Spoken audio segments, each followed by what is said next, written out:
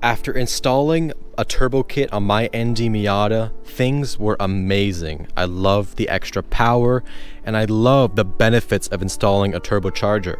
But one day, as I was driving just normally, every engine light on my dash lit up and the car ran horribly. It would barely want to accelerate and it would stall when you stop.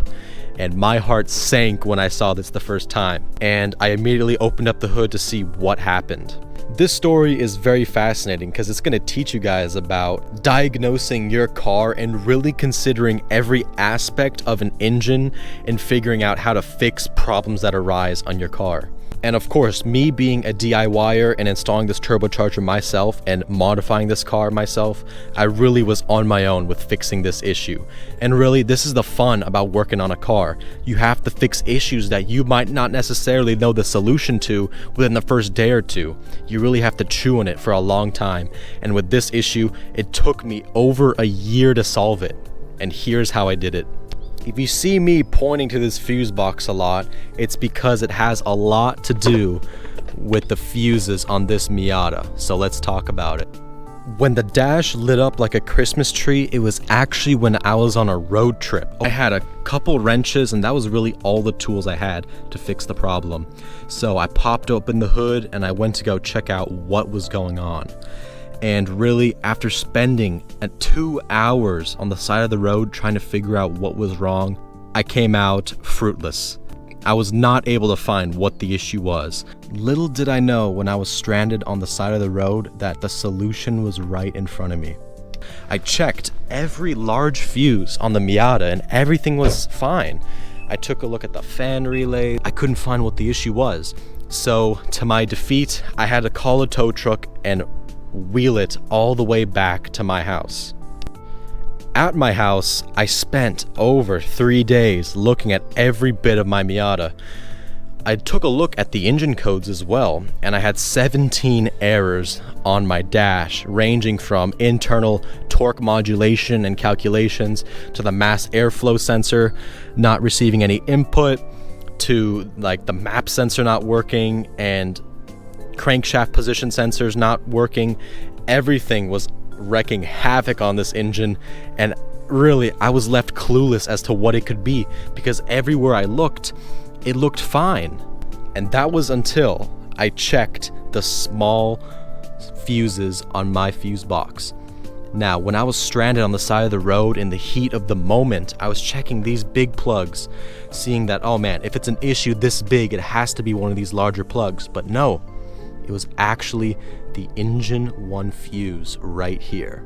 This fuse was blown, and all it took was for me to replace this fuse, and everything was perfectly fine. The car would run great for about 6 months until the fuse blew again. And I thought, no biggie. I've been around here. This issue has happened before. I'll put a new fuse in. And that worked for 2 months, and then it blew up again. And a little bit more frustrated, I thought, fine, I'll replace it again and see what happens from there. And over time, it happened more and more and more, to the point that it happened within 1 day, and I got into the car to start it up and it would instantly blow the fuse. And that's when I knew that this was an issue that I had to fix. And now it would be much easier to find the issue because the fuse would be blowing up regularly.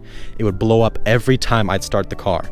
And now this would allow me to effectively diagnose the issue, because if the fuse is blowing up once a month or once a year, it's very hard to get answers and to figure out what's wrong with it because I don't have enough data.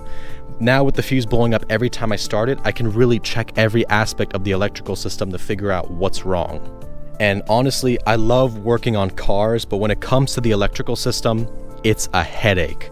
So now with this issue, I knew I had to take it one step at a time, unplugging each sensor to figure out what is causing this engine 1 fuse to blow up. And this was an issue that I took so many days to look around and process of elimination, unplug each wire. I would unplug each system to see if the fuse would blow up, and every time I'd unplug something, it would still blow up.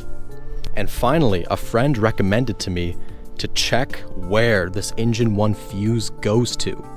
And this was the game changer in helping me find the issue on this Mazda Miata. It was very difficult to scour across the web to find the proper wiring diagrams for this ND Miata, but finally I found it. And by looking at where the engine 1 fuse goes, I found that this fuse directly connects to the O2 sensor on the car. So at first I thought, really? The O2 sensor? Like, how important is this really in causing that fuse to blow up? If the sensor's bad, it would just give me a single error for like O2 sensor out or not receiving any voltage, and I would know instantly. How could it cause such a cataclysmic event and cause the car to essentially not run? Doesn't make sense. But regardless, I jacked up the car, I got it on some lifts, and I really examined the O2 sensor, which resides down there in the downpipe behind where my finger is. It resides down there. And upon really looking closely at the O2 sensor, what I found shocked me. What I realized is that the O2 sensor was touching the engine, and from driving this car on the track so much, the wiring, the rubber surrounding the wire started to melt. And what this caused is that the wire connected to the engine and caused a short circuit in the wire. And mind you, this melting area was maybe this size. It was incredibly small, but it was just enough to rub against the engine and cause a short circuit to ground and would instantly blow up the fuse. At some point, I was even considering putting a 15 amp fuse into here to see if it would fix the issue, but guys, never do that, because if it's an issue like what happened here, by me putting that 15 amp fuse into there, I could have fried a lot more things and caused an even bigger issue than just a short in the O2 sensor. So I installed a new O2 sensor, really took care to insulate that O2 sensor wire properly, even more than just what the OEM put in there, and after that, the issue was fixed, finally. And how I figured out that that was the culprit was actually by me unplugging the O2 sensor to see if the issue would go away, and it did. It only gave me the error code for no O2 sensor, which is good, because now those 17 codes went away and it was just for the O2 sensor, which instantly tells me that the O2 sensor is the culprit.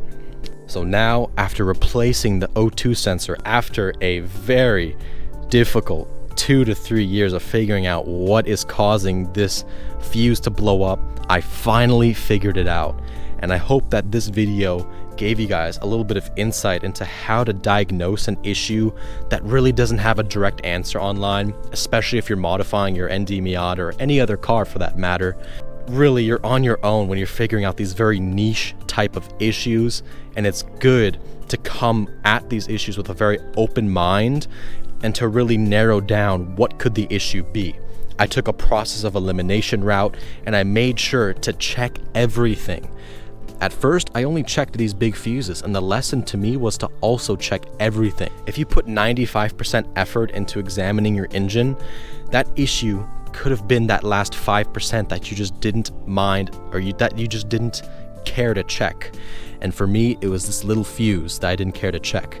And then when that fuse ended up blowing up more and more and more, and I still couldn't find the issue, it took me to really dive into the wiring diagrams and look very specifically into just this one fuse, and then to do a process of elimination by unplugging that O2 sensor to finally figure out that it was a short on that O2 sensor that was very much nestled into this car. I had to jack the car up and really reach in there to kind of unscrew that O2 sensor. So it's not something you can see on the surface. It was very much in there, hard to spot on the surface. And with problems like this, it's really good to have the proper mindset going into fixing these things. So that's the story for today.